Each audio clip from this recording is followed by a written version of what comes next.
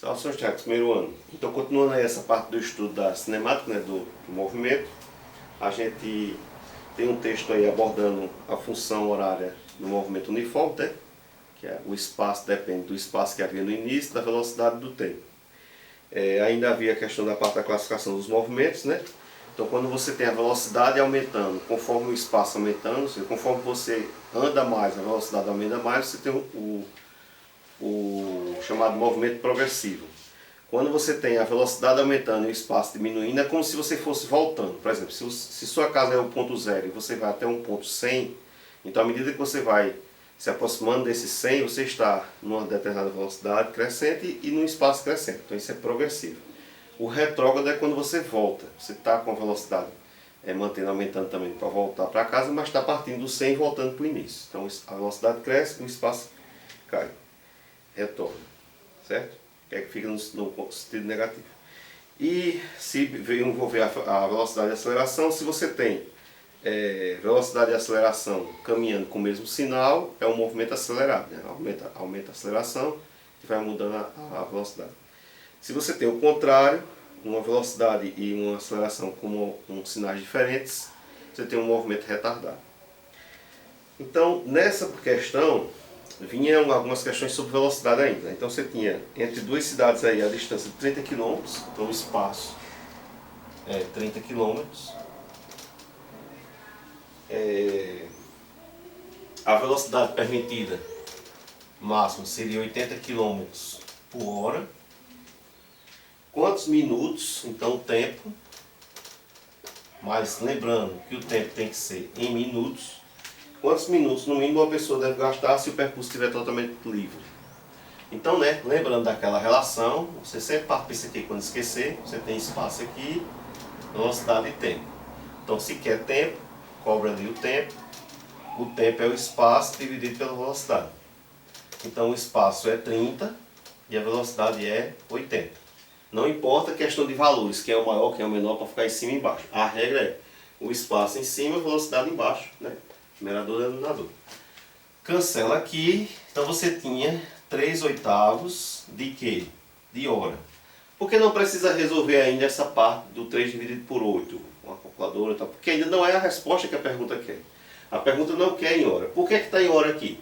Porque as questões vieram quilômetro por hora e quilômetro. Então o quilômetro some, o que sobra dessas unidades é a hora. Mas a pergunta quer em minutos. Então não adianta você fazer essa conta aqui, porque essa conta não vai dar a resposta que a pergunta quer ainda. Você tem que transformar essas horas para minutos. Como é que faz a transformação? Se sabe que uma hora são 60 minutos. Então quanto eu vou ter em 3/8 de hora? Se cada hora vale 60, para eu descobrir quanto eu tenho aqui nessa quantidade, é uma multiplicação, né? Mesmo pelos extremos, então dá uma multiplicação. Ou seja, a resposta do tempo que a pergunta quer será 3/8 vezes 60. Okay? Aí aqui sim você efetua o cálculo, porque isso vai dar a resposta em minutos. Então pode multiplicar e dividir, pode simplificar primeiro, por exemplo, você pode pegar a metade de 60, que é 30, e a metade de 8, que é 4. Você ainda pode pegar a metade de 30, que é 15, e a metade de 4, que é 2. Ok?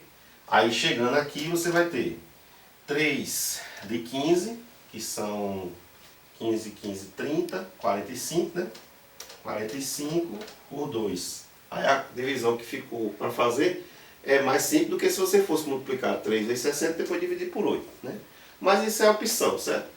Eu sempre lido muito com essa questão de simplificar frações, porque toda vez que você tem uma fração, você dividindo de cima e embaixo pelo mesmo valor, não altera o resultado do cálculo. Desde que você faça com os dois. Então aqui a metade de 40 a gente sabe que é 20 e a metade de 5 é 2,5. Então 20 com 2,5, 22,5 minutos. Então 22 minutos e meio. Ok? Na questão 2,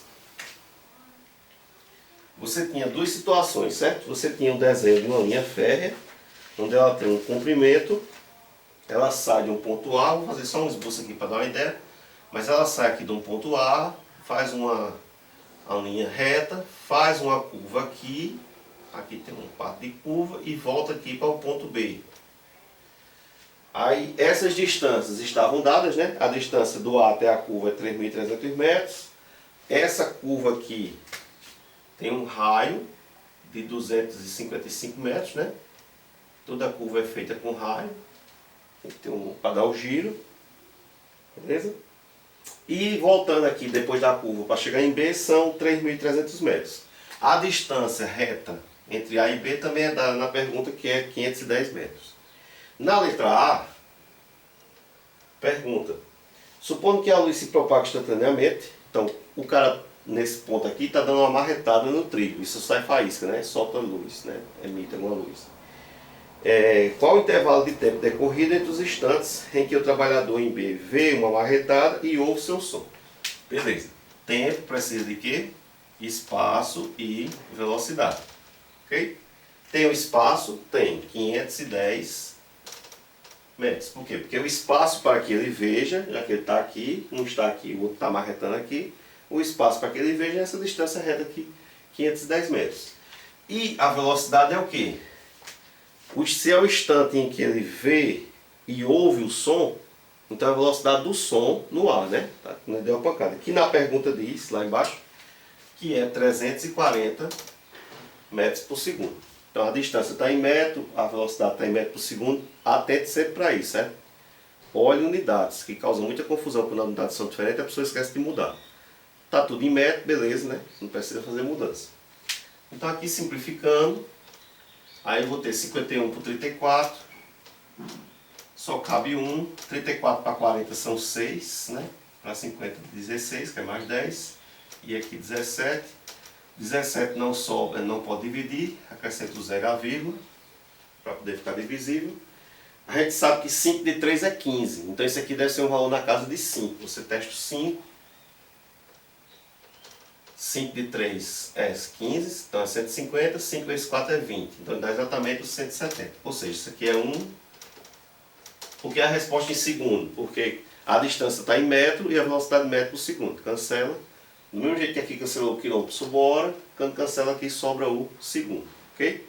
Então é 1,5 segundo para que ele, né, veja e escute. Lembrando, como a luz é instantânea, você vê a luz, aí dá uma piscada e escuta. É o caso, por exemplo, do trovão e do relâmpago, né? Você vê o relâmpago, mas na verdade quem ocorreu primeiro foi o trovão. É o choque das partículas com sinal diferente se batendo, que causa o barulho. E o efeito desse choque é a faísca, que é o relâmpago. Mas você vê o relâmpago antes porque a luz se propaga mais rápido, né, do que o som. Na letra B, ok? Qual é a pergunta da B? A velocidade de propagação do som no ar. Por quê? Porque a pergunta trouxe do som no ar. Mas o som ele também percorre aqui o ácido do trilho. Ok? Sabendo que o trabalhador em B, ao ouvir a marretada, então quando ele ouve nesse tempo aqui, ele passa 1,5 segundo para ouvir, sente simultaneamente as vibrações. Então ele ouviu e sentiu, né, a vibração do trilho. Ok? Então o que é que tem que saber agora? A pergunta é velocidade. Velocidade, cobrindo aqui, é espaço por tempo. Beleza? O tempo a gente tem aqui. Já que ele ao ouvir sente a vibração, o tempo foi o mesmo. A questão agora é descobrir o espaço. O espaço é o quê? É a distância que essa vibração percorreu no trilho. Então esse espaço, ele é 3.300, dessa primeira parte aqui, mais essa parte desconhecida, que a gente tem que encontrar essa distância aqui da curva, mais 3.300, que é da segunda parte. Eu botei assim, você poderia botar um x, seja o que for. Como encontrar essa questão aqui desse tamanho dessa curva? Tudo que envolve coisas de círculo, você vai para o comprimento. Certo? O comprimento de um círculo é 2 vezes π vezes o raio. Certo? Ou π vezes o diâmetro. Isso aqui é uma fórmula, um método encontrado desde a Grécia Antiga, que se usa. Por isso que, por exemplo, cisternas de placas, elas conseguem, numa mesma área, certo, acumular mais água do que uma cisterna com área semelhante, de forma retangular, quadrada. Por quê? Porque tem sempre esse π aqui quando se envolve a área de coisas circulares. Isso faz aumentar muito, certo? Além de diminuir a questão do atrito da água nas quinas, que facilita a rachadura futura. No caso da placa, ela bate de forma igual por ser um círculo, né? Então tem outras coisas que vocês vão ver mais adiante. Bem, se sabe o raio, que é 255 metros, então o comprimento será 2 vezes 3,14. Perdão, a pergunta pede que use o π3. Então, para arredondar, está dizendo na questão, vamos usar 3. Então, 2 vezes 3 vezes o raio, que é 255. Ok? Então, a gente vai ter aqui 2 vezes 3, 6. 6 vezes 255. Então, a gente tem 6 vezes 2, 12. Então, dá 1.200. 6 vezes 5, 30. Então, dá 300. E 6 vezes 5, 30. Então, isso vai dar 1.530, né? 1.200 com 300 com mais 30. Então, esse cálculo aqui, 1.530 metros. Ou seja, a curva, o tamanho dessa curva, por essa questão aqui, é 1.530 metros. Ok? Beleza? Aí agora a gente tem condições de descobrir o espaço. Certo? O espaço será dado por 3.300, 1.530 e 3.300. Então eu vou ter aqui 0, 3, 11, né? 8 com 3, 11 vai 1, 4, 7, 8. Então toda a distância percorrida nessa vibração foi 8.130 metros. Velocidade 8.130 dividida pelo tempo, que é 1,5. Para fazer divisão quando o número tem vírgula, você tem que andar e tirar essa vírgula aqui. Então precisa deslocar uma casa. Quando você desloca uma casa, tem que deslocar aqui também. Aparentemente não tem, né? Mas ela existe aqui, então por isso que você acrescenta um zero.